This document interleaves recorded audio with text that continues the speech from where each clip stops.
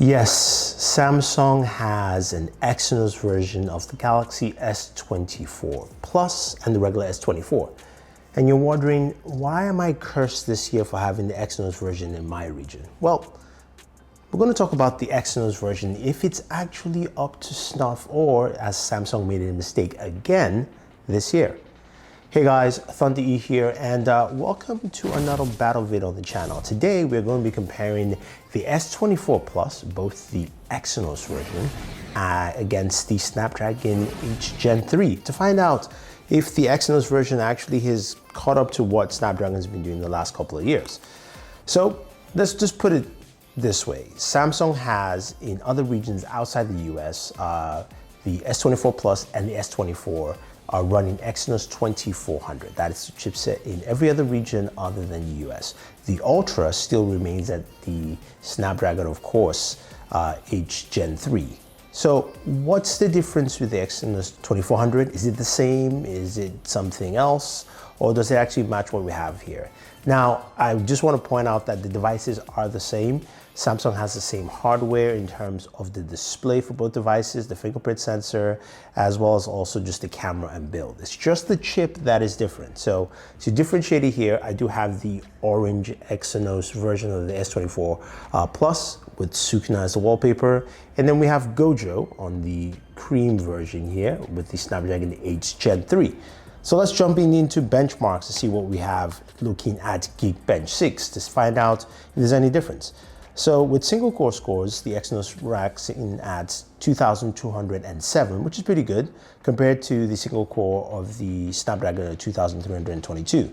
Multi-core, Exynos is at 6,916, while the Snapdragon is at 7,149. So Snapdragon clearly beats it here, but that's not to say that the Exynos is behind, because I did have lower scores in the past that actually matched or even lower on the Snapdragon. So I would say Exynos is within the range and matches quite well. Then moving over to 3D Mark, let's look at some benchmark scores there. Starting off with Wildlife Extreme. On the Exynos 2400, we have Vulkan scores for Wildlife Extreme at 4,287 compared to 4,892 on the Snapdragon 8 Gen 3.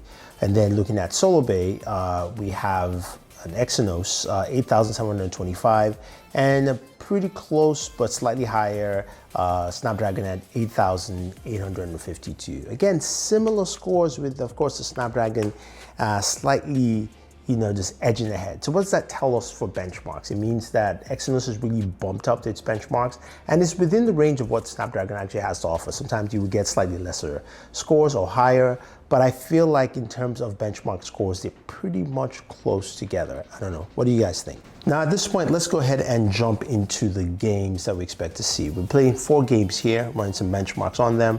Start off with Call of Duty Mobile. Very simple one. We can play both games at the settings of course, ultra medium settings, which should give us 120 frames per second, at least standard. Looking at the Exynos, we're getting between 113 to about 118 frames per second, which is nice. It did stay closer to the lower 113 for a while. And 114, but again, it's way above 100 frames per second, so it's solid, but just noticing some of that differentiation there. Now with the Snapdragon here, again playing at ultra medium settings, we're able to get between 115 to 118. It did dip down certain points in time, but it always try to go back to even closer to 120. Again, slight variance with the Snapdragon slightly ahead, but nothing to say that it is fully better than what the Exynos brings to the table. Now our next game, PUBG Mobile, for both devices, we can play them at 90 frames per second, which is good to see. And while playing both games, we saw the frame rates roughly around 88, 89 frames per second for both devices. There were some lower dips here and there, but honestly, they were pretty much on par playing on the Exynos 2400 and the Snapdragon 8 Gen 3. Now jumping into a new game I added for this video. I know you guys are always asking for newer games. I added War Thunder and I was able to play this at the max setting, which includes 120 frames per second. Now looking at that for both devices, when you start off the game, you can start off at 120 frames per second, but as you move in and roughly about 5 minutes to maybe 7 minutes into gameplay, the frame rates do drop, but it does drop higher on the Exynos 2400.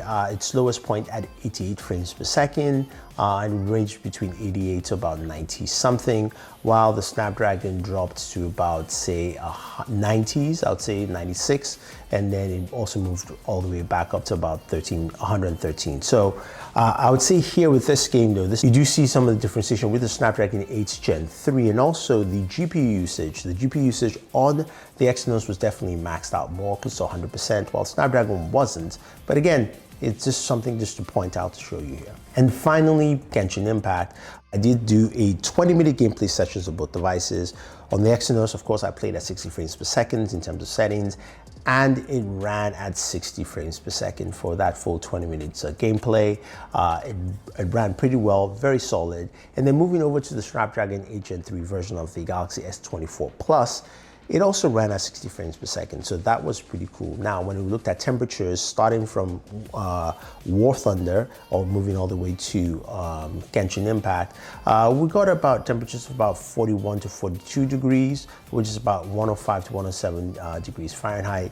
So that was consistent for both devices, which means Samsung's cooling is pretty good at keeping it consistently at the same temperatures for both devices, but also means that the output might be very similar in terms of just internal temperatures you get from either Exynos 2400 or the Snapdragon 8 Gen 3. Now, the next question, of course, you guys will ask is, what about battery life? So I did start both devices at 100%, and we came down to about 53% for the Exynos 2400 and 50% for the Snapdragon 8 Gen 3. Now, as I'm talking to you guys, it actually dipped down to 49% for the Snapdragon 8 Gen 3. Exynos is still at 5300, while both of the devices have pretty much the same task, nothing running other than the benchmarks I did. Now, this was within a 2-hour, 30-minute period of gameplay, and also benchmarking as well. So take that as you will. I would say Exynos is slightly better, but in terms of battery life, I think they're almost similar in terms of performance. So what does this mean for us here? Honestly, this is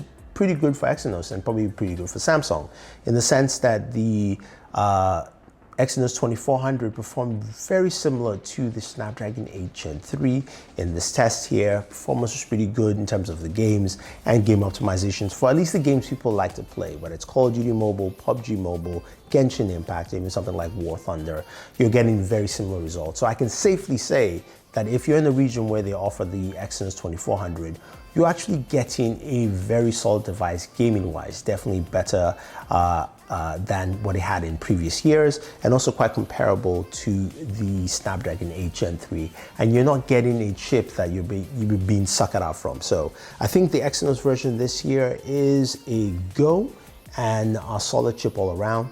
But guys, what do you guys think? Do you think Exynos is better? Those of you who already have the Exynos version, what are the kind of performances you're seeing in the games you play? Are you seeing better performance? Are you seeing worse? Or do you think it matches to what I have here on screen? So if you have any questions or any comments, let me know. Don't forget to like, share, subscribe, and always enjoy your entertainment.